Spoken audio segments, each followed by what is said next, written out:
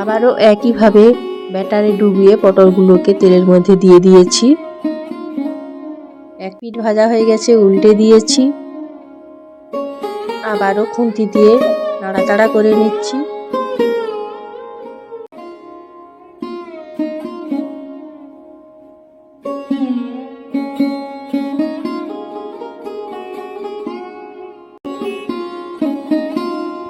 ভাজা হয়ে গেছে, আবার তুলে নিচ্ছি।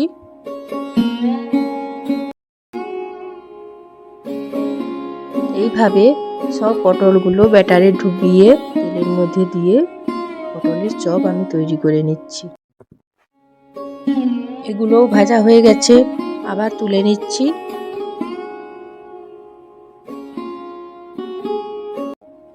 আপনারা যদি এই দেশি পটল পেয়ে থাকেন বাজারে, তাহলে